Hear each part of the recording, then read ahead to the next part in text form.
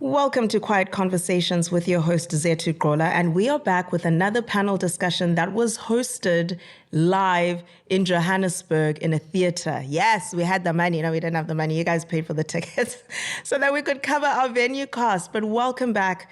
Today's episode is going to be looking at the love of my life, the most incredible songwriter there is out there, and one of the most amazing Afrofolk artists who was quite literally touring the world. He spent the whole of 2024 touring from Europe all the way to the Americas, which is Bongeziwe Mabandla. We'll be speaking to Angela Weickl, who is a cultural curator and network curator, and she is part of She Said So, as well as working for a very big global denim brand. And we'll also be talking to Badoo, who is a singer, songwriter, and a badass rapper with style I would die for. We are 5 episodes deep. Make sure you tune in and keep tuning in. But enjoy this one. It was my favorite. I think I was also a little bit lit here, but I was nervous. Okay, I was nervous. But we got some gems. Bye. This is Quiet Conversations with Zethu Gqola. Hi. Thank you so much for all coming here. My name is Zethu Gqola, and I'm so grateful that you all took the time out of your day to come here, pay your 75 Rand. It helps us cover the venue fee. And thank you to my amazing guests, Bongeziwe Mabandla, Badoo Angela Weickl. This is out of the ordinary regarding what I typically would speak about on the internet, because I work in the... She be fighting the government. But I work in the music industry as a marketing strategist, and I always knew that my next step in my career would be a podcast related to my career, because that's where I have knowledge. I do not have political knowledge. I complain. One thing about me, I'm about to be complaining. And I'm so grateful to all of you. So welcome to Quiet Conversations, which is a division of Quiet Life, which is an incredible agency for up-and-coming artists who I have nothing to do with this company. I just love them so much. We decided to partner up on this. But Quiet Life does amazing educational panels. They manage artists. They are part of an amazing recording studio in Cape Town called the Sound Foundry, which is also owned by an amazing award-winning engineer called Greg Abrahams. And Quiet Life really uplifts up-and-coming artists, gives them the tools to feel empowered, to feel in charge of their careers, and really to learn more about the industry in a healthy way. It's also healthy management. You would be so shocked at how terrible the artist management industry in South Africa is. And Yeah, I love how one artist sips their water, the other artist is like... But thank you for joining us. So today we're going to talk about carving your own unique space in the industry. But we're going to approach it in a way where I would love for you guys to get to know my friends. I would contextualize this right now so you know where we go. Also, guys, thank you for giving me a shot. Guys, it's so nice to grow up with people when you're all struggling and then they all just become accomplished, and then one day you're like, I want to do something random. Would you do something random with me? And these guys have always been supportive for so many years that I've known them. Bongeziwe, the first time I ever saw him, I used to work at Rocking the Daisies for 7 years as their head of marketing. And the first time I ever saw him was his Rocking the Daisies debut in 2014 on the main stage, where it was one of the biggest stages you were on. I was truly blown away. I had never heard of this man in my life. And I remember hustling and bustling and being so stressed about work. And it was on a Saturday afternoon. And I literally stopped in my tracks and I cried because it was a little bit because of your performance, but mostly because I was just like, is this what my career looks like? Money. Oh, Money is one of these artists that I admire to the lengths of the world. If you follow her on social media, she is a fashion pioneer. She is a rap girlie who is holding her own in the industry. You are absolutely beautiful. I was like, what is she going to show up in today? I never expected ribbons in the hair. Bleach brows, glasses. She's got good vision, by the way, but the but the swag. Look at you guys in the eyes. And Ange, I have admired Ange for years. I started off as a fan of Ange, literally a little like 22-year-old girl. She used to go by the DJ name Sideshow, and she used to do a lot of electronic and drum and bass. And one time at a show, I was like, oh my God, DJ Sideshow. And from there, her career has just blossomed and glowed and grown. And she has gone on to be a cultural curator within the entertainment space for women and the LGBT community, and providing opportunities for people and bringing space and creating a directory. And that is one thing that does not exist in South Africa until this woman came along. It's a directory where anyone who's a creative in the music and entertainment industry could click back then. I think it's still applicable now, on a simple Google link and fill in your details, and then she updates a platform where you're available. So if anyone in the entertainment industry is looking for someone who's a film director or a producer or a manager or a project manager, you can literally find them. It made being creative so much more accessible to everyone. And people like me who also worked in the back end of the music industry, where we're looking for people like this. A lot of times, you'll see that events are hosted by the same people. They use the same service providers because friends recommend friends. And that closes up opportunities so much for people. And it just broadened that space to incredible lengths. And also, I found out I was pregnant with my first child while I was with Ange at a casino. But that's a story for another day. Oh. Guys, welcome to Quiet Conversations. We're eventually gonna record this and package it as a podcast. So if you could please put your phones on silent so that there's not a little... I'm gonna start with Bongeziwe. So Bongeziwe and I, obviously we've known each other for years. The first time we ever worked on together was for Amaxesha, his album, which is one of my favorite Afro-folk albums that has ever come out ever in the world. I don't even think I can describe it as Afro-folk.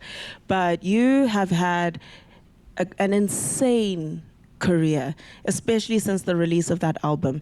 His album, Amaxesha, became The Guardian's Global World Album of the Month, which is a pinnacle to achieve as an artist. He also made his Colours Show debut, which made him the 7th artist ever in South Africa to be on the Colours Show independently.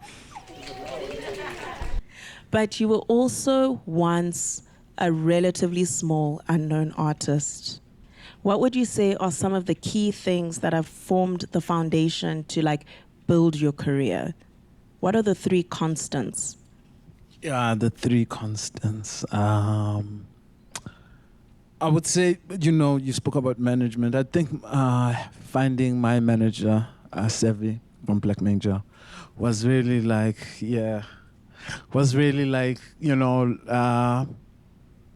big change up in the whole game.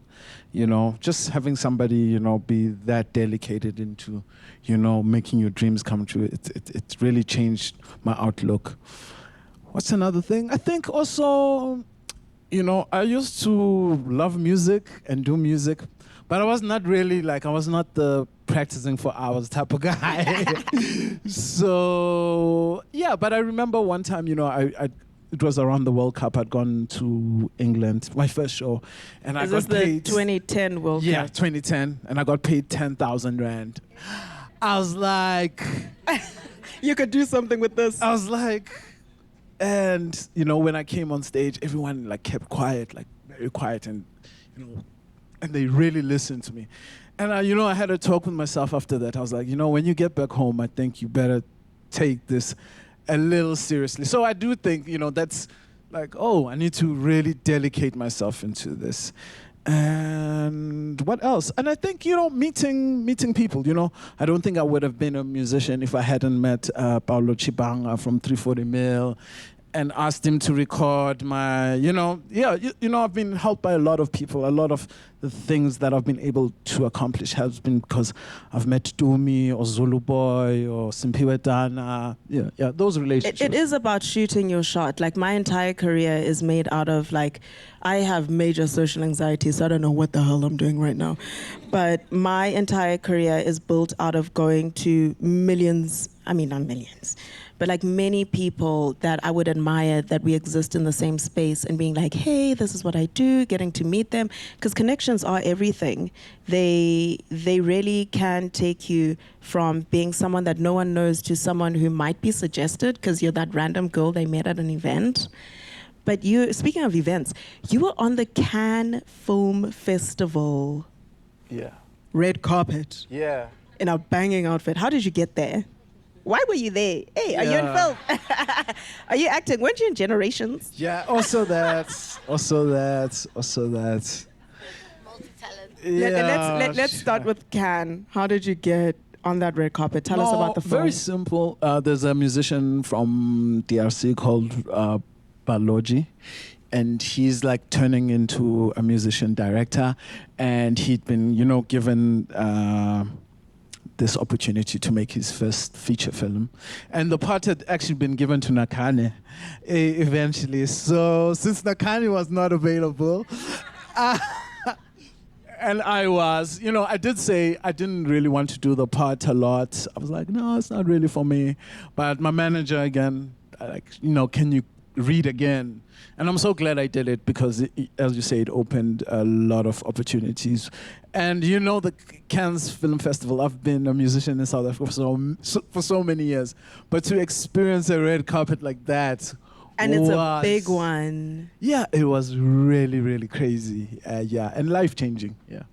You looked so cool. I didn't even know you could act. I was like, what? This guy couldn't even drop it in the group chat.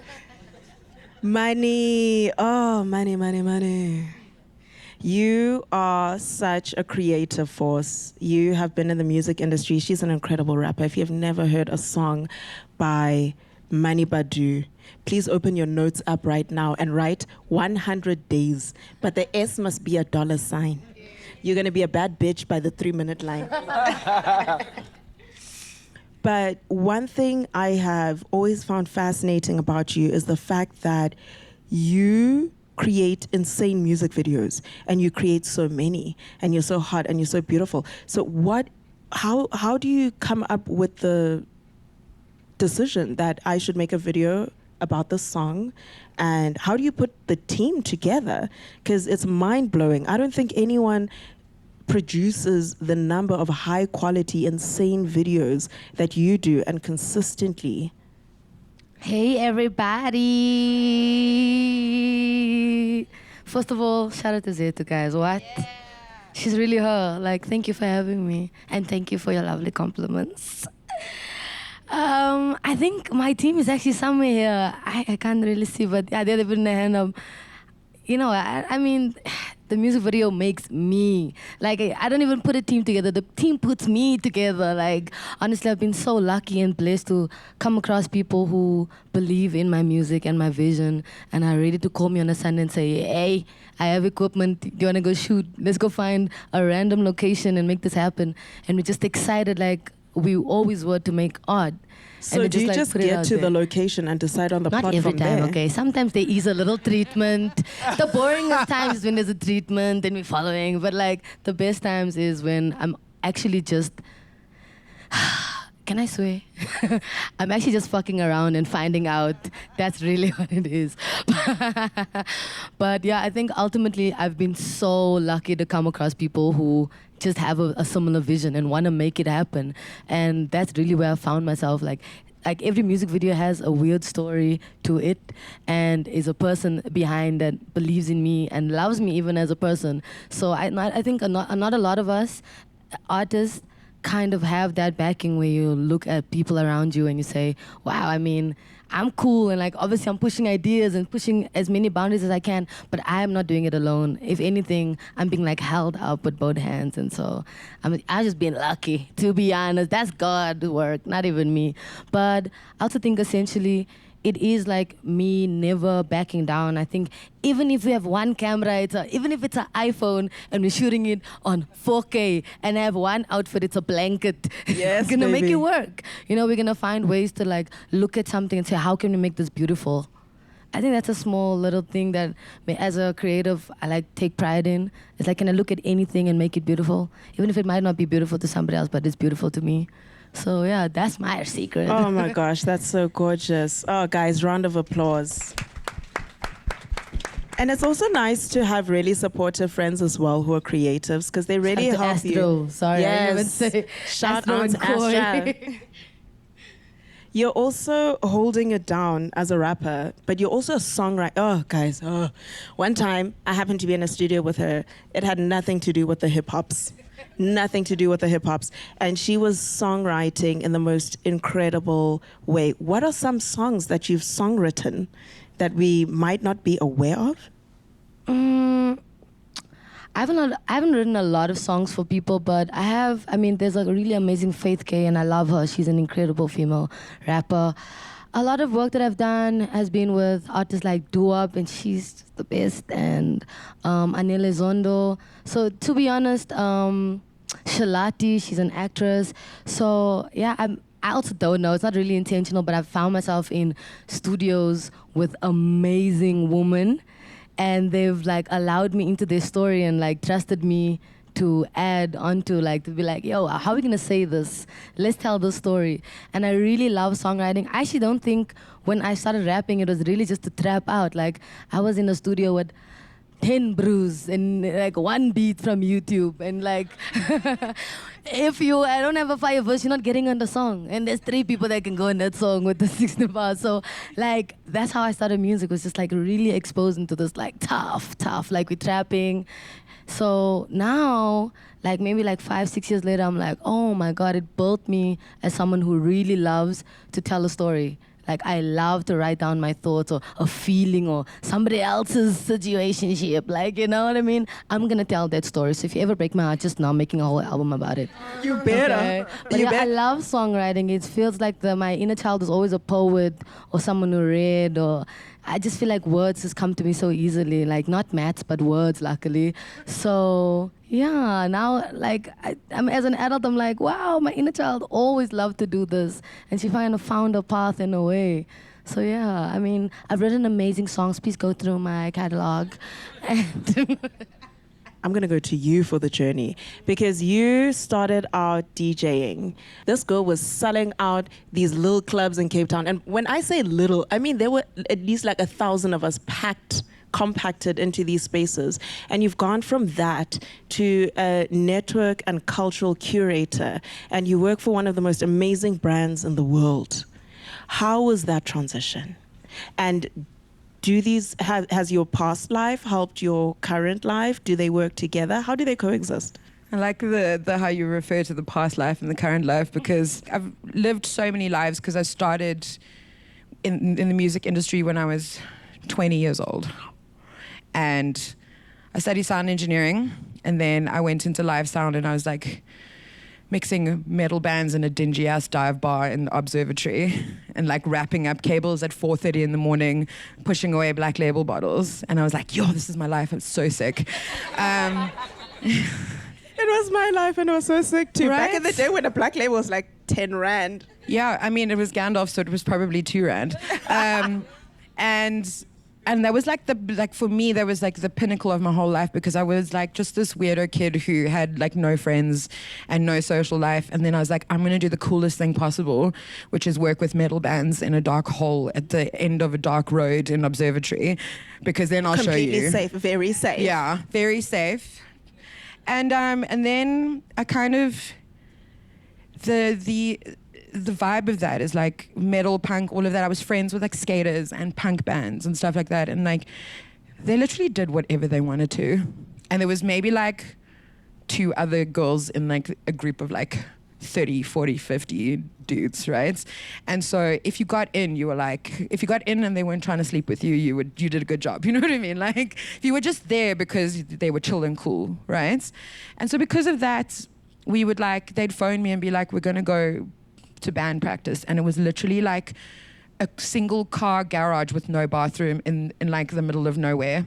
And we would spend all night there, just like hanging out while they're like writing music and all that kind of stuff. And all of those moments, I was like, wow, one day this will be like a big recording studio or something. But right now it's just like this little garage, right? But what came from that is that there was never an opportunity, an idea, and anything where I was like, I can't do that, because who says that I can't? If someone told me I couldn't do it, then I wanted to do it even more. So then I went from that to like, my friend managed a live music venue, and she was going on holiday for 2 weeks on Kontiki tour in Europe. And she was like, I need someone to manage this club while I'm gone. Never even served a beer behind a bar before. And I was like, I'll do it. And so then I managed a nightclub, well, like a live music venue for 2 weeks. And then they were like, do you want to stay? And I was like, cool. And that was like the era. It was the Armchair Theatre in Observatory, the original Armchair Theatre. And that was literally when like all of a sudden I'm like working with like 340 mil and Waddy Jones and Fokov Polisikar is doing like an acoustic show and stuff like that, and like a venue that health and safety wise probably were 150 people, but we were selling like 500 tickets for 340 mil. You know, and stuff like insane. that. And again, I was like, oh, you said we can't do this. It's the law. You can't do this. So we're like, we'll show you 500 people. So again, everything that I did kind of fueled this energy of like, yeah, why not? Let's do it. I'm so glad you asked about the swearing, because I was worried one would slip out. But then every new thing that I did, I discovered another new thing. So when I'm running a live music venue and I meet a DJ for the first time, right? And I was like, this is cool. And obviously I studied sound engineering, so I'm like, I know how to use the equipment, all of that. So I taught myself how to DJ at the place that I worked. That's like the Girl, highest you didn't level have of to rent out a nepotism, right? studio or nothing. Exactly. You're like, I'm here. Yeah, and then I went to my boss and I was like, let me just play one night. Let's see what happens, right? And I did it, and everyone was like, yo. And I was like, okay. And then I just started DJing because I could. And my only gig was the club that I managed. And then word got out, and then the assembly opened, and I played. The way, you see, here's the thing, and I don't condone anyone playing for free. It's 2024. If people buy a ticket, you get paid. That's how it works. But back then, it was a very different time. It was almost 20 years ago that I started. That was 20 years? That I started DJing. Okay. And things were very different then. The only thing that's not different is, for some reason, people are still charging 50 Rand for gigs. That's what we used to pay 20 years ago. It's unacceptable. They're still doing that? Yeah. That's insane behavior. Yeah, right? So that's the only thing that is really bad that hasn't changed. But the point is that I just wanted and could do anything. And so I used my connections, because we keep talking about community connections and all of that. And I knew the sound engineer for Fokov Polisikar. He was a good friend of mine. And I went to him and I said, he was on tour with them, and I said, there's a show coming up at the assembly. I'm really trying to get into the assembly. Please, can I DJ before, between, and after the band? I'll do it for free. And he was like, yeah. And then he was like, this is before we had music streaming apps on our phones. The band was like, what music is she going to play? I literally typed out a list of the songs and I emailed it to him. Because I was like, I don't know how else to send this to you. I was like, I can give you corrupted files from LimeWire if you want. But like, I feel like a written out list would be more helpful. And they literally didn't believe I would play the music. So they were like, okay, we'll give you a chance because we want to see this in real life. And I did it. And after the band played, Francois van Coke walked up to me and he put 500 Rand in my hand and he said, I can't not pay you for this. And then the venue saw me play and they were like, who the hell are you? Where have you been? We need you. And then I became a resident at the assembly. Then they started radio, the assembly radio, so I started doing that. Then I got into hospitality. All of these things I was just like, because I also liked money and Cape Town was expensive, right? I love money. You know? So I just said yes to everything. So then I was running a restaurant and I was DJing and I was doing this, I was doing that, I was doing radio. And then someone was like, do you want to try this thing? And I was like, sure, let me see if I have time. Turns out I just didn't like quiet time because there were too many thoughts in my head, but that's fine because it made me very successful and I dealt with my problems later in life. But the point is that how you start and the plan that you think that you have especially when you're a creative person, you don't have to stay on that path. That is very old school thinking, that if you start working as a teller in the bank, when you retire, you still work for the bank kind of thing, right? And I wish more people had that, someone telling them that from the beginning. And there's still a lot of young people now who like go, I can't do this, I didn't study this, I didn't. And the point is like, if something takes interest and you really care about it and you have a passion for it, you can go from being a DJ to basically one of the coolest jobs you could possibly have, because it's all about opportunities, taking those opportunities, and now I give people opportunities. I recognize things that I saw in myself and want other people to have those opportunities, and I take that and I turn it into something cool that we can do together. So when you talk about like culture and network manager, listen guys, everything is made up. That's the other point, right? It's just words that someone put in a certain order and then slapped under your name in the email, okay? And so understanding and believing that everything is made up also means that you can do whatever you want to. But what I'm doing here is that the network is the people, and I've spent my whole life gathering people who support what I do, believe in what I do, and I'm like, there will be a time when we can do interesting, cool things together. And I won't call on you until that moment, so that you know that it's for real. I'm not gonna like milk this relationship for all it's worth until it really matters and we all kind of benefit from it. So that's the network part. The culture part is more, it's not for the culture. One of my friends gets so mad at me because I keep making fun of for the culture. The culture part of it is understanding everyone's role in what you're trying to do and really nurturing that, because that's truly where the culture is not trying to make yourself the most important thing or centering yourself in what people are trying to do, but trying to be part of that whole group so that everyone has a place, I don't do panel discussions, I don't do interviews and stuff like that, because I talk enough as it is, but like I really, there needs to be a value in the conversations that you're having so that people do listen when you are talking. I will talk to anyone on an individual level. If someone comes visit me at work or sees me somewhere, I will talk to you for hours. And some people always like, oh, you should have a podcast, you have this. And I'm like, no, this is your personal TED Talk. Just enjoy it and then give someone else an opportunity. Free 5 minutes. Yeah. But yeah, I hope that answered the question. No, it did. That is absolutely, wow. Round of applause. Bongeziwe, you don't even live here. I don't think I can call you a resident of South Africa anymore. And you just went on a sold-out European tour. The other day on social media, you announced your first US tour. You're actually leaving in a few days' time.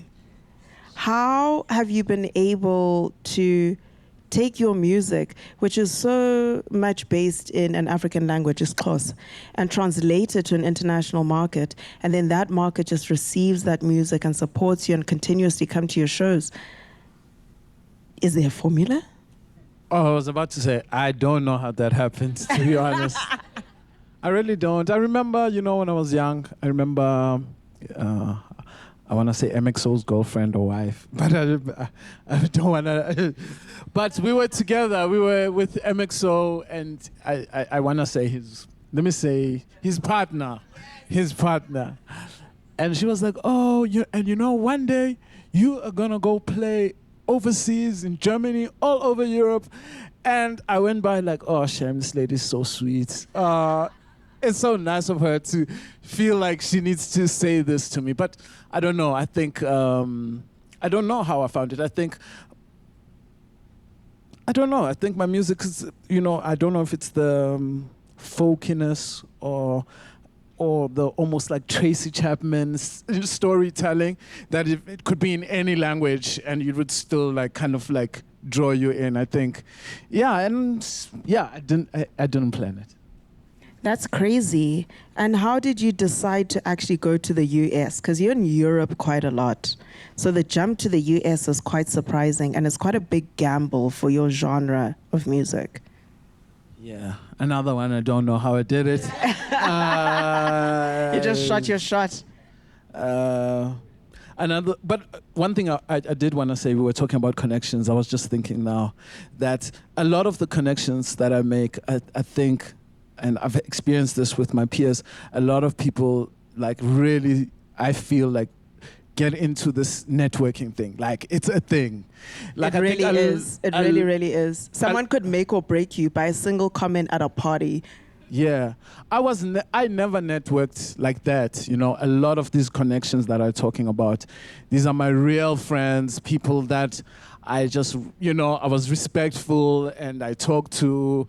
I did not, I feel, go out of my way to be like, oh, yeah, you know, let's be friends. No, it was just, I think those are the best connections when you Being genuine. You can connect with somebody just like, oh, we're friends. Oh, yo, can you do this? I'm trying to get a record label. Yeah.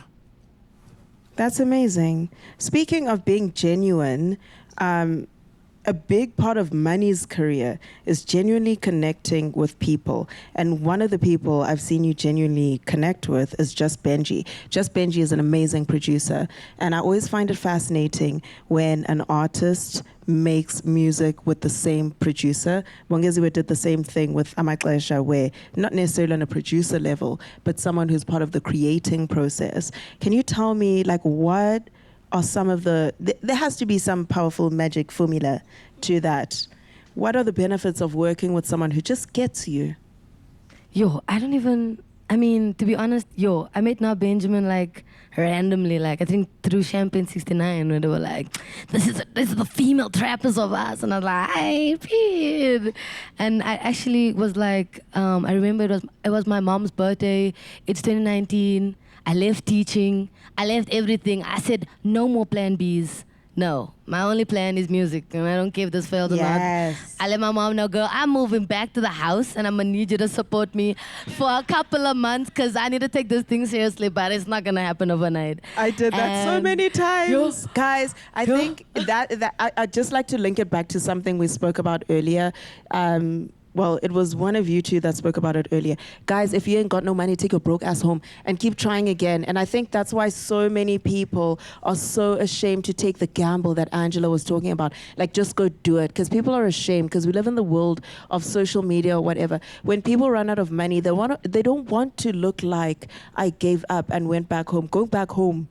Going back home is the thing. Snapping Take your fingers. broke But sorry to stuff you, but if you ain't got no money, take your broke ass home, because you will rise. You really will rise. And it's like, I decide I'm just gonna work on some midnight job. I'm not gonna say where I want, but like, the club, okay? Don't look at me like that. It's just the club, fine.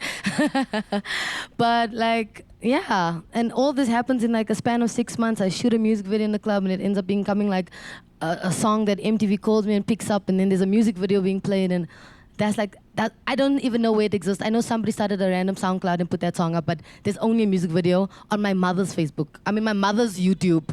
Like, not even. I just knew nothing, and then it's my mom's birthday that exact year, and I met Benjamin first time, and he's like, my mom's somewhere in Paris. I'm like, with all my friends at the house grooving. I'm like, it's giving Home Alone, period. So he's like, let's studio. I'm like, hell no. My friends are at the house. It's looking crazy. I'm definitely not gonna. And I'm staying in Centurion at the time, so going to Bram is not an option for me. I'm like, hell no. So he's like, please, like, listen, I feel like you need to session. I'm also bouncing. Let's do it. I sit my friends down. I'm like, you guys need to be trusted at my mother's house. Please. I'm also a color girl. Like, my mother's house, hey, yo, one shot grass moved wrong. She'll know. I was like, guys, just listen, like. So they're like, cool, we're gonna clean up for you, go. They're like super supportive of me. Like, they're like, we'll do it. When you come back, there'll be a meal for you. Just go, send us your location, you'll be fine. I swear somebody even gave me like a 50 rand even. Someone like, one of my friends, because we were all there, and I was like, someone cool. gave me an Angela 50 rand. Chichi, where's Chichi? Wave your arm. Listen, shout out, listen, that goes a long way. So I make my way to the studio with somebody I met for one time in my life. And we make the first song I ever really dropped. All my friends who like catapulted my career. That was a into banger. Another, like, Ricky like took me out the club. I was like, I remember performing because I used to work. I spent like 6 months at the club. Another 6 months, dropped the song. Every single weekend there was a different DJ. I was making sure I had a USB everywhere. I remember my boss being like, please don't perform tonight. Like, we love your song, but like please. And I made sure.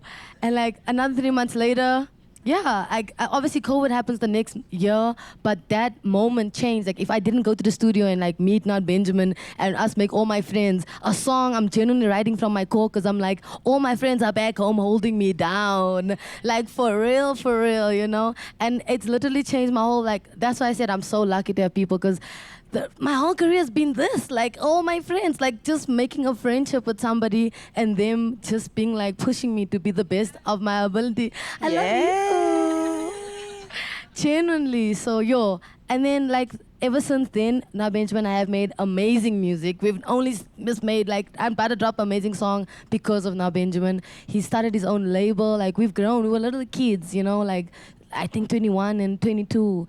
And now we're like, I'm 5 years into music and I can't imagine if I didn't go to that studio or if I didn't meet somebody who, because he was like one of the first people I sat in the studio with and he pushed me. He's like, I was like, I don't know, let's not do a second verse, just write that second verse.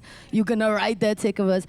And also just made me feel so comfortable to be in the studio and be experimental. It's like, what are you gonna do today? Do you wanna, there was an embarrassing song that came out of it, not gonna lie, where I'm like singing about 12 blunts a day, like I don't know why. It got obviously more serious, but I think the essence of even just that relationship itself really built me up to be somebody who I think appreciates somebody. Like when I see anybody, like even just being able to like sit on this couch and I'm like, cause me and Bongeziwe, we actually never met until like tonight. But like listening to your story is like so inspiring. I'm taking mental notes of everything you're saying. Me too, actually. Even when you say I don't know, I'm like, nice. It's okay to not be sure, you know? But yeah, shout out like to Not Benjamin. I love you, bro. Thank you. And like, yeah, shout out to that, bro. And shout out to a lot of producers and a lot of people who have just been in my corner, who just mentioned my name in a room and said, yo, please put money forward. Like, oh my God, Zethu, like, and like, these are all, I'm looking into the crowd right now and I see so many people who's done that for me. Like, you know yourselves. And I genuinely wouldn't even be able to sit here and like be the confident person that I am. It wasn't for God, but also like it wasn't for just people. Like my entire career as a freelancer, I would like to call myself a freelance rapper, like, is built off just genuine friendships and relationships. Wow, that was so inspiring. I even forgot why I'm here. Guys, you're so cool. Oh my gosh. Angela. One thing, you guys, I don't know, hands up if you've ever heard of She Said So.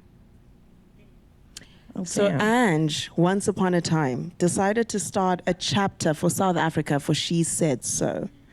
Do you mind telling us about what She Said So is and what inspired you to start that chapter? Because that is amazing. So someone else actually started it. I just, I've like part of the origin story because didn't really have any like visibility or anything before that. But I was actually part of the global community first. So She Said So is like a global community that started as focused on for women in the music industry. But as we do, we evolve as human beings. So now it also includes gender minorities, which is very important. And essentially, whatever region it is, you focus on policy change and kind of anything that requires women and gender minorities just being included and treated equally in the music industry. And this takes different forms like around the world. But basically in South Africa, so it was so exclusive back then that you could only be part of it if you were a music industry professional and you had to be vouched for by a member that was already part of it. That's how I joined a few years ago. It felt like jumping through hoops of fire. So my a mentor of mine was part of the community and she got me in. And that was in 2016. And 2016 was a very rough year. I was managing Fiction on Long Street. Yeah, it was a great time. I lived off like 4 Red Bulls a day. I haven't touched a Red Bull since. I was 6 months pregnant in the DJ booth of Fiction, supporting my friend once upon a time. Yeah, ice bucket full of soft drinks, drum and bass vibrating the whole room, and I was like, "You're gonna give birth right now." I nearly did. Yeah. So yeah, our origin story goes deep. But that was like a rough year, including a very unfortunate incident that happened at a music festival where I was assaulted, and that was one of the kind of like the turning point for really, I've always like fought for like equality and stuff like that, but that really was the turning point where I was like, this is actual bullshit. That like there's situations where I was a featured artist on a big stage at a music festival, and the very next day at that same music festival I was assaulted, and there was no policy or anyone to look after me. Zethu looked after me, but like there was nothing in place, and I was like, this is a huge problem. And then a year later, the person who had started our chapter needed to take a break from the music industry, which is also something very real that a lot of us need to be able to recognize. And she asked me if I wanted to take over. And again, I had to go through the whole process, be like, meet the team, all that kind of stuff. And then we kind of just slowly started building like a visibility and like trying to work out where we would have the most impact. And that kind of built, we did like fundraisers and all this kind of thing. And then towards the end of 2019, something very important, a project that we did, that I thought of while I was on holiday, which is great. I had a holiday brain and I thought of this really great thing. It's like, how can I be on vacation and still be productive? Right. I was like, I'm literally on a beach in Bali, and I'm like, let's do this.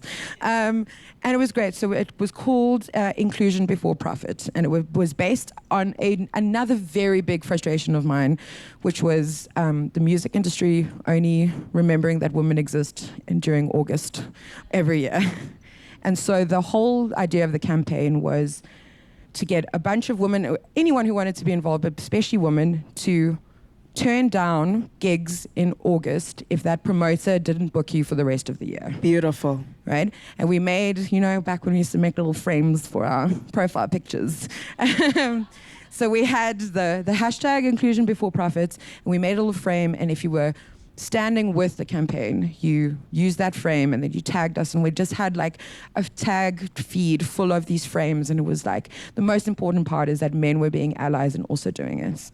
And the important part was because we also need to understand our place of privilege, that obviously if you cannot afford to turn down the gig, don't turn it down. But if you're in a place of privilege where you can say no to make the point, then you should do that. And we got like a really good response, but then we also had a fundraiser attached to that, and the funds were donated to various women and queer-focused organizations. So we split it in three.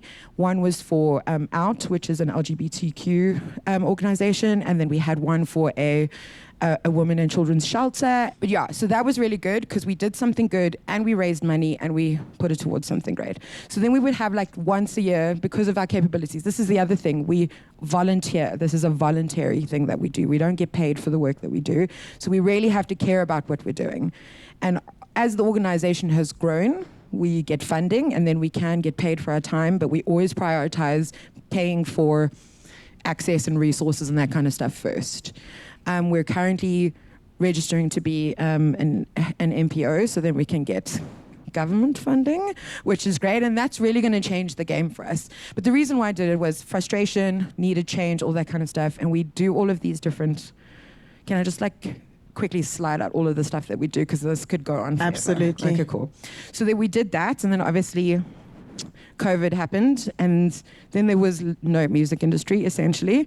But it was also a much needed break, because I think we had a lot of like catch-up sessions within our network where people were freaking out because they were like, I've worked my whole life in the music industry and now there's no music industry. What do I do? So there had to be a lot of affirming conversations about like where your skills actually lie, and that they're transferable and you're good at this, so you can put it in another industry. You can find ways to be this person. So that's kind of what we focused on, is that community really affirming each other and engaging with each other. Then we came out of that and kind of revamped the whole chapter and got new co-directors and all of that. And then at the end of 2021, we got approached by Rocking the Daisies to... Oh yeah, so what happened after what happened to me, Zethu was still at Daisies, and she decided... Should I quickly give the brief thing? Which one? After what happened to you at Yes, go Daisies. for it. So after what happened to Ange at Daisies, I had always loved Bonnaroo Festival that happens in the US. And from the time that I started working at Rocking the Daisies, I don't work there anymore. From the time I started working at Rocking the Daisies, I don't know where I got the guts from, but I was trying to tell these guys, you should have a woman-only camp and woman-identifying camp only. And at that time, South Africa wasn't as progressive as the US, where being trans was being recognized by in like a big enough community. So after what happened to Ange, and the fact that she downplayed her role at the festival. She filled the Electronic Dome in 2016 at 3 p.m. That had never happened at that point in the 10-year history of the festival, where the Electronic Dome was there, that has a 4,000 people capacity. And no one had ever checked in those high numbers at the festival on a Friday by 3 p.m. to be at her set. So after that happened to my friend, and I worked there, and the only safe place I could take her was a backstage bar that still had men, was either her campsite that still had men, or my work crew campsite that still had men. There was nowhere I felt I could take me. And when someone is a good friend of yourself, they become an extension of you. And it's like someone has gone through something I witnessed firsthand, and there's nowhere I can take her where I can say, no man can come here. So after that, it gave me the motivation to really push for a woman-only campsite at the festival, which hadn't happened in any festival in South Africa. And I'm not saying that for brownie points. It's because the cost to put on an additional campsite in a festival for a specific gender or minority group is a huge financial loss, because you know that you've opened up this campsite, maybe it can accommodate 300 to 500 people, and only 10 people will buy a ticket. Back to you, Ange. Cool. So then we got approached at the end of 2021 to kind of take over, because this camp went into place, but basically they needed like an empowerment partner to really take control of it and turn it into something meaningful and impactful. And that's when we said, cool, we don't want it to only be women, we want it to be women and queer people, whoever needs to feel like, so if someone wants to go to a festival for the first time and they've never even camped at a festival, it would be so nice if they know they have like a space just so that they can, while they're sleeping, they can feel safe and that kind of stuff. So we, as a team, I've got two wonderful co-directors, Jackie Queens and Mbani Ndlovu. I'm currently like the only one that's in South Africa, which is crazy. They're all traveling all over the world. But we sat down in December of 2021 and brainstormed how we were going to do this, and we came up with the brand for spaces like this that would be launched within the Daisy space, called the Oasis. And we launched that, and then kind of built this whole brand and said, cool, we'll launch it within the Daisy space, but we want it to exist in small and big variations in whatever we do. So we did that for 2 years, 2022 and 2023. And it was really wonderful. It's a lot of hard work, had a very positive impact. We've taken a break this year for various reasons, but we hope to do it again in the future. But that was a really great response, because it was a quiet, calm, clean, very welcoming. Everyone just could be themselves. Mine wasn't there when 2022. I love how you created the evolution of that campsite, because when I started with that campsite, I had to fight for the basics.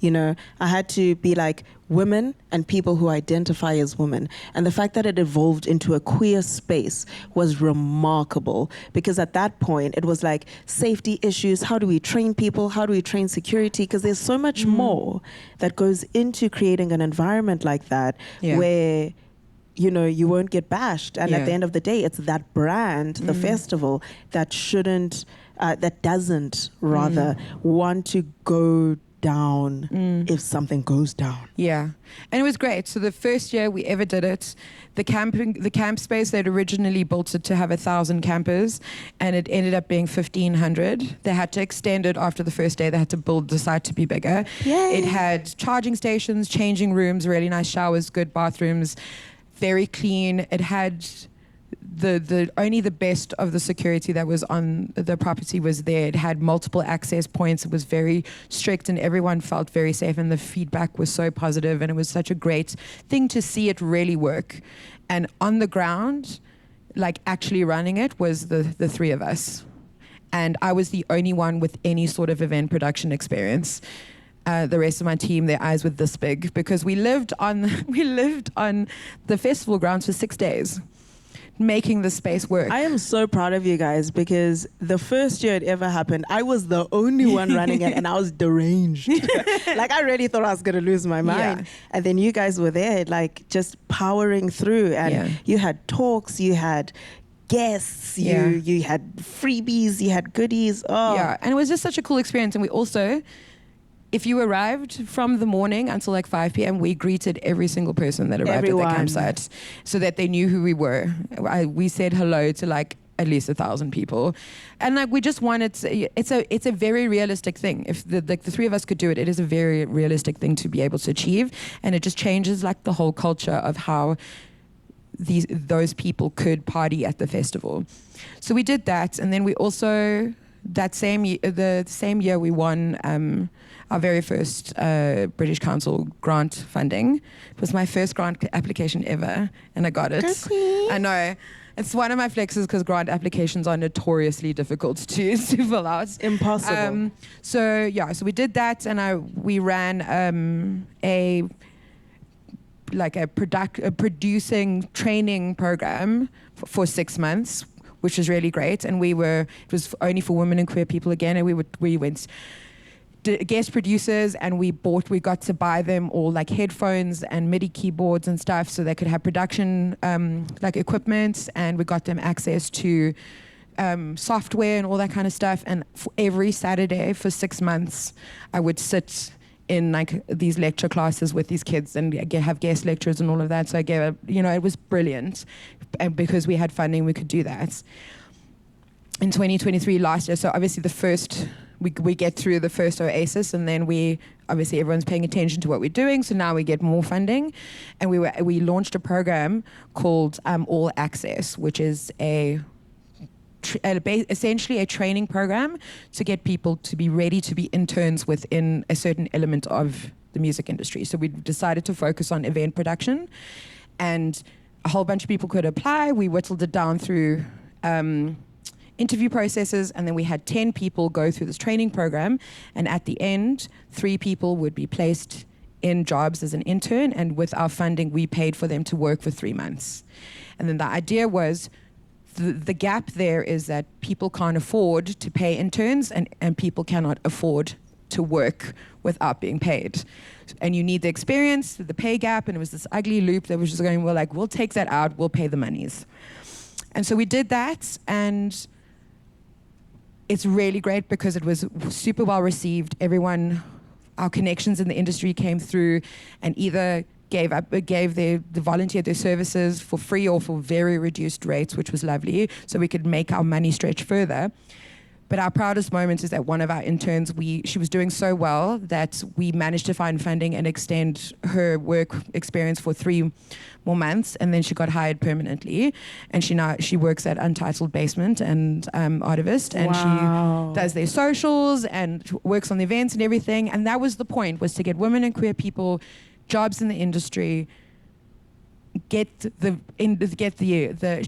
to make such a big difference that there is an employable moment there, and that was really great. And so now we're kind of, everything that we're trying to do, again, we need more money because we want to do all access again, but it requires a lot of funding, and we just need like a buy-in. But I think we have all of these case studies now of all these things that we've done, and it's so weird because this is the first time we've had a really measurable impact, because we decided where our focus would be, which is resources and education, and the activism will always be there. But it's so hard to really see your day-to-day impact of activism, because you don't know if you're changing someone's life just by like calling someone out or pushing back on something that's unfair. But with these things, you can train someone, you can place them, you can get them a job. They still have that job now, so that's really cool.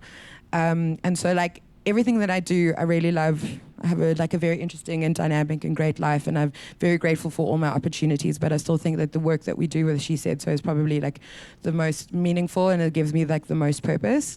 And it's probably the thing that I talk about the least, because I love a good conversation, but I only like a conversation when it leads to action. So I'm not just gonna, let's build, guys. Like, no, like, let's actually build. Like, bring your hands, come sweat with me, come build with me. Let's do that. And then I'll talk to you for as long as you want afterwards. We have to be able to measure the lives that we change at the same time, or else what is the point? Yeah.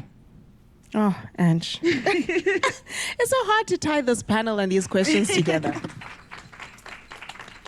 Remarkable, absolutely remarkable. I'm going to shift it so far from the topic at hand. Mani, you actually were in reality TV, which is something that is incredibly daunting, I think, as an individual. And for those of you who don't know, she was in Love and Hip Hop South Africa, and she was also in the Canon series where they were trying to find the best celebrity photographer in the country, and then it happened to be you. Would you go back to reality TV, and did you find that it helped your career or strayed your career a bit? I was trying to think, like, how much am I going to share? Like, how much am I going to tell you? Do you know what's so funny? Those are not the only reality shows I've been on. The first show I've ever on is the weirdest story ever. I was on this show on VIA. I think I was still 19 years old. And I just learned how to walk again because I demolished my ankle in an accident. So I didn't walk for like an entire year. The first year I was out of school.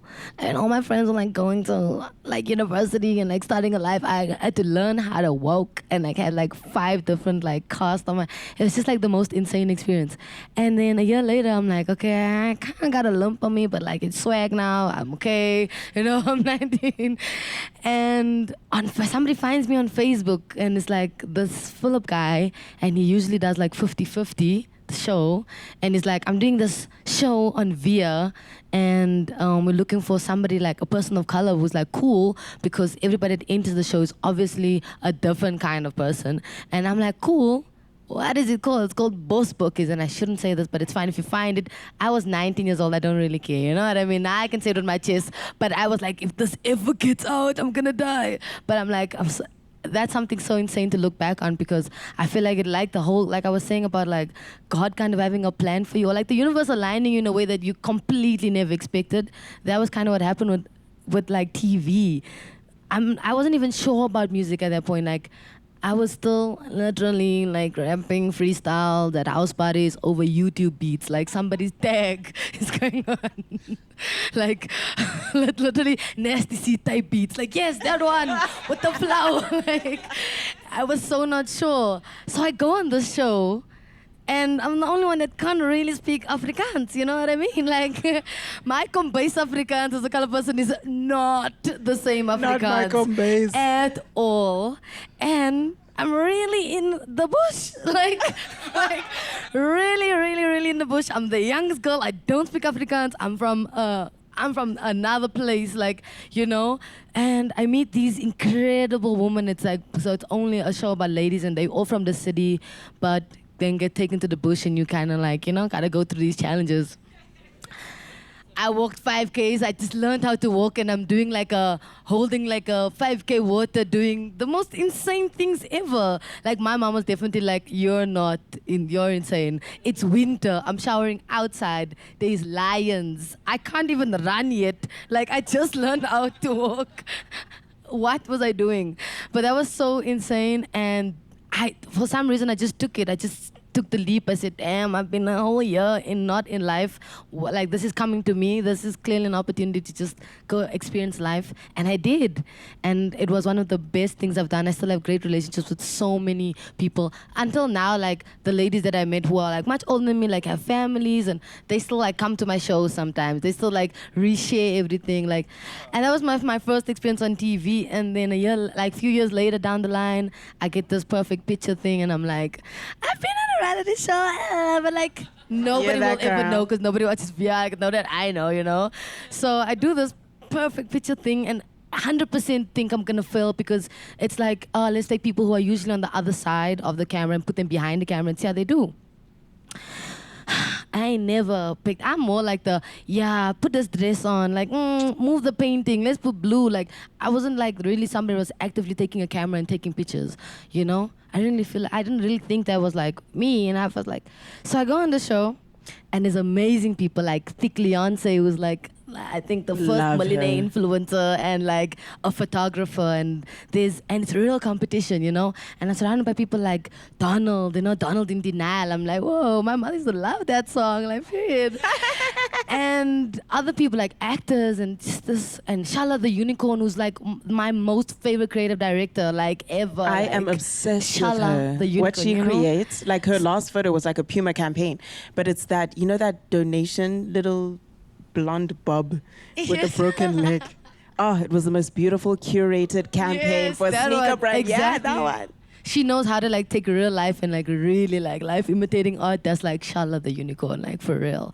And so I'm on the show with insane creatives, like in every way possible. And there's no way. And to be honest, I sucked in the beginning. First few episodes, I was out of there. Nobody saw me. I was like, hey, money, hey. Stick to music, girl. It's fine. The rapping is gonna go good for you. But somehow I like took the challenge again because I reminded myself like I've been on something. I was in another time in my life where I was not even sure like if I'd go on the show in the bush and something happens to my ankle again, what's gonna happen, you know? Like I was so unsure, but I was like, I did that before. This is probably something that I could like really take on. And so I did. I started grinding. I said no Instagram for me. I just also dropped Porn Star, my first album, in the same month that my entire team is collapsing also. Everybody's all of a sudden leaving their job now. I'm like, yo. It's a lot. That's stressful. But like stressful. But I'm like, you know what? I'm gonna YouTube everything. Like and when I see that call sheet and there's like whatever it is, I'm gonna literally sit hours, sleep 3 hours. I put my back into that show because I was like, I've done something insane. Like Angela saying, like, no, when somebody told me I couldn't do it, I want to do it even more. I want to prove to myself. And there I go, winning an entire photography show. Like, and I would like to consider myself a photographer, but like, I'll get into that later on, like in life, not tonight. Like in life, as my career path. But that also like once again like opened my own eyes and my mind to myself, like the power that I have within me. And then I go on to another show, which is a different ball game, all on its own. Love and hip hop. First of all, like I used to watch that, and my mom used to be like, "Put that shit off. You watching that cack again?" Like yes, girl, I love it here. Like, and the South African version was like so daunting. I'm this underground trapper. A lot of people know about me in the commercial scene. And I'm on a show with legends like the Liz, Younger Chief, Speeds, the Gigi Lamaine, Fifi Cooper. I'm like, Shane Eagle. I went to a screening and I still don't know how they chose me. I came in with the orange wig and my mother. My mother sitting there. Like, I was like, I'm gonna try it out. And yet again, something in the universe aligns and I get chosen to be one of the cast members. And I'm like, huh? Okay, TV is my calling or what? Because come on. And that was also just another experience, like super hip hop, super industry, learned a lot, did get into a little beef, but like, you know, for the drama, for the plot, not the really plot. for life, you know, for the plot. And I would 100% go back. I need like a Money Badoo show. You know what I mean? Like I'm seeing all the lights and the Yes. camera and the action. I want to like produce my own films now. So it's just crazy how like experiences lead you into like seeing things in yourself and tapping into something what was probably existed already but was like lying dormant. And I think that literally music. You said you started in the industry when you were 20 years old, music industry. Me too. Something about being 20, right? God, we're the same age. We're That's like this. amazing. But literally something about like tapping into who you are and it's probably the most scariest thing to ever do, but like I would definitely do reality show again. Yep. To answer your question. Yes. Wow. Can I just say, she keeps going like, I don't know how they chose me. I think we know how they chose We you. Come really now. know. All we have to do is log on to the internet. It's the fashion. The What can I say? It's World the Wide war. Web. Guys, I have only one more question left, and then I have to wrap it up, and then we'll open up a really short Q&A. I'm going to ask Bongeziwe one more question. I love, adore, and admire you, and you have so many bangers. So many bangers. I've always wanted to know, like, what is your favorite song? Do you ever even get to play your favorite song anymore? Because I've been in the crowd of your shows. Also, disclaimer, I market his music. But I've also been in the crowd. I've been in the crowd of his shows, and I'm just like, nyah, nyah, nyah. And then you just don't sing the song. How do you get to actually ever sing your own favorite song? Does it break your heart? No, I mean, I think the big problem is that like sometimes where there's a song you don't like that really. Yeah, we had this Right. conversation. It says nightmare. I Living have that I nightmare have this daily. song called Dogolandela, and so many people like it. Now you know the And- truth, ladies and gentlemen. Yeah, it's really not my vibe anymore. It really isn't. face is exactly what it is. So are you acting on stage when you say this? No, I'm like, I'll sing it. I don't know what it's doing for you guys, but you know. Yo, she said you got a visa. How did you get to the point where you didn't like it? Because it obviously a song is birthed out of a place of love, and then the song blows up, and then as a person who works in the music industry, I get it. There comes a time when a song from your EP blew up, and now you have to do that over and over and over again, and you try release more music, and then that one is it a case of that one song is still streaming the highest, and it's like, oh God, I'm trying to move on. And it's like every night after a show, it's like when we go backstage, it's like you see why we can never stop playing that song. Like these, yeah, especially in Europe as well. Yeah, Are you singing? Did you sing that song now in your recent tour? I sing that song every time I'm on stage. Every night, if you see me at a show, I am going to sing that song. Oh my God! Yeah, That is so funny. We it's are my your African dream. If I was Vicky Sampson. I would like to thank you for your service because I really like that song. If anyone you. has a question, we are opening it up for 10 minutes exactly. I'm so sorry to do this to anyone else in the room, but I hope I speak for you with my questions to each. Please, can you talk to me about the role of authenticity and creativity? Please, can you talk about, though you are a risk taker, moments where you thought you could give up? And to you, sometimes we don't know if you're singing to God, a lover, yourself. What is your process of giving birth? Thank you. Those are Beautiful, so well beautiful articulated. questions. Like, wow. Ooh, You're thank tough. you. So the role of authenticity and creativity in creativity. Well, here's the thing. At the core of it, to be like your most creative self, you really have to understand who you are. And that requires a lot of vulnerability because things have to get very ugly for you to get to a point where you really are comfortable with who you are, and then you can be your most creative self and your most authentic self. And so I think I always joke about this. I haven't drank alcohol in 5 years. For many very good reasons. Thank you. Hi, my name is Ange. I've been sober for 5 years. You can stay. And I think a big part of that was and I think, we're all joking about how Bongeziwe doesn't like that song, but I think there's the pressure that your mental health goes under when you're a creative person, and especially when you have a following and people who appreciate your art, is you put it out, it doesn't belong to you anymore, but you're still expected to engage with it and serve it when it is requested, right? And I think when you're on the go, I downplay a lot of my former life because there's not a lot of people in my life now that have ever, most of the people in my life now have never seen me drunk because I've met a lot of new people. So they don't, she knows me. You'll never know what it's like. Big secret. But the point is that those years of partying and all of the things that we did, there's a lot of numbing and not really centering and understanding who you are. And there's a version of yourself that you create and curate for the world, and people relate to that person.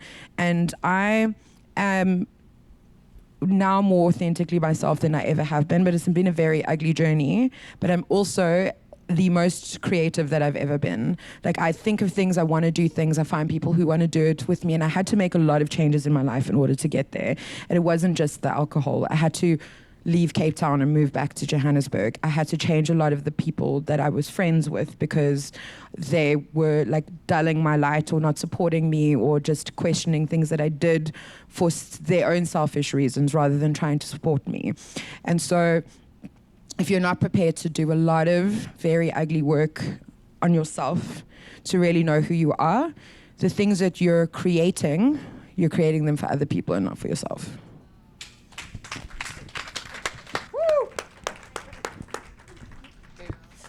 Oh no, are you crying? Don't do that. No. Yeah, I can relate as well so much.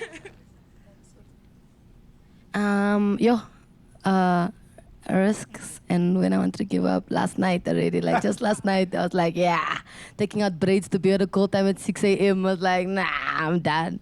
I'm just kidding though. I would be on the first flight to Joburg. No, I know. I am just kidding. I'm so grateful to even be able to do what I love to do, and with all my heart, and like that opportunities come out of it. I can pay my rent. Wow. Yo, thank you. But I mean, to be honest, there has been so many real moments in life where, like, I know Zethu's helped me this year. This year was I don't know if it's because I am not really my age, but like, I don't know if it's about turning 27, maybe people can relate, and what a tough year that is for you. Jesus Christ. I was like, I don't know what's going on. Like, why do I like feel like I know everything but nothing at all? Why am I like stripped of myself? Like, why did I have all this confidence and think I know the world, and now everything is not the same anymore? And I feel very chewed up and spat out, but like the version that's like, I don't know, like chewed up, spat out, but like turning into like some, you know, those weeds that don't want to like grow through the concrete. I feel like that as a 27-year-old. So I don't know. I feel like there's been so many moments where I was like, I'm done. Okay, I'm gonna go back. I'm gonna go behind the scenes. I feel like I have all these ideas. I could sell my intellectual property easily. Like But then I get reminded by every single thing in life how lucky I am, and how I come from Annandale, right? It's a predominantly color community, and I say color, but like people of color, like there's nothing like that. Like an hour outside, you gotta pay toll gate to get to where I'm from. So like a lot of people don't have the same opportunities I have. For one, my family's still there. I sometimes go back and I see, like, I'm like, wow, God chose me. Really, like, God picked me up, chose me, and like, and I thought, like, I don't know, like, okay, I don't know how am I gonna do this, but somehow every single time there was a way, and I did it. And if anything, I even did it better than what I expected I could do it. So I feel so blessed and so lucky, and I'm like, how dare I ever give up when there's so many people fighting for me outside of just like spirituality. There's my mom was like, when I wanted to give up teaching, she was like, so many people don't have jobs. And you have a job. You have 3 jobs. My girl, I know. Like, but trust me, I promise you, this thing is gonna be great. I begged her, I said, girl, I promise you, just trust me. 3 months later, first music video. Another 3 months later, a song, and here I am sitting on this couch. It's money Badoo. So I love that story. So many people don't have jobs. she was already crying, like, girl, so many people don't have jobs. Please. I was like, trust me. And she did. And now she says exactly what Zethu just said. She's like, I can never imagine you doing anything else. And that's like, someone, and I know my parents did not have that same opportunities. Super artistic people who didn't actually see like the reality of going after the dream that was real. It's a backup plan. It's a kiki. It's like, yeah, it's not sustainable. You know what I mean? From a different era in time. And I'm lucky. I got the internet. I got all of these opportunities. It's so amazing. I get to be a woman in 2024 of color from somewhere and saying I can do so many things that a lot of people, my mom couldn't do. You know what I mean? Like, I feel so blessed. I wake up every day like I'm ready. Whatever obstacles come my way, I'm demolish them, because I didn't have to go sit in a bank, and that is what I thought my life was. I didn't go study even. I literally broke my leg and then went onto a Boss Bokit show. And then started trapping in my hood and said, I'm gonna do music. Like, so unconventional. A lot of people thought I'd just fall into drugs the same way so many of my peers did. So yeah, I mean, every time I want to give up, I'm like, fuck no, there's no giving up, you know?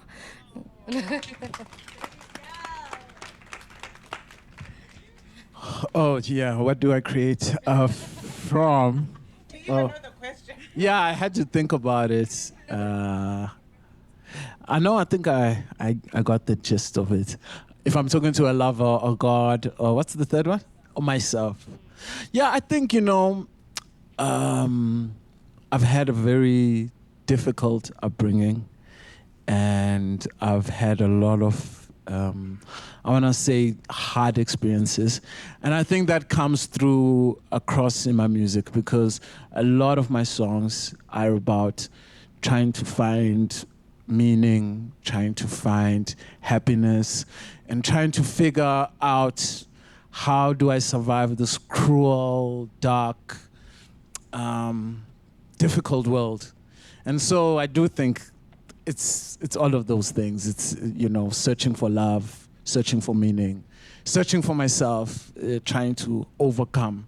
Yeah. So it's overcoming, but I want to maybe see it as it's music with a lot of hope. Yeah. I know nobody asked me, but I'm also going to chime in. Guys, I have given up so many times, and I think it's because, I was born in Mount Fletcher in the Eastern Cape. I grew up in Matatiele, and there's literally no going back. But I've allowed myself to give up. It's nice to also hear encouragement, and I do not discourage anything that anyone here says. But sometimes you do need to give up. I'm not saying give up. But sometimes it's okay to reach the point of giving up and finding a place where you can ground yourself and ask yourself, in a place of no resource, no hope, no anything, is this what I want to do?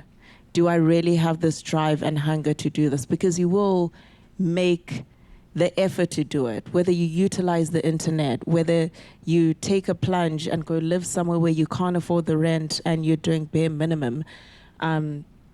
Giving up with the prospect of knowing what you want to do can change your life. And never, ever, ever be embarrassed to have no money and go home. To be honest, if I didn't get broke about 5 times, if I didn't get broke about 5 times and leave Cape Town and then go back and keep trying and have moments where I used to have what seemed like the most amazing job in the world.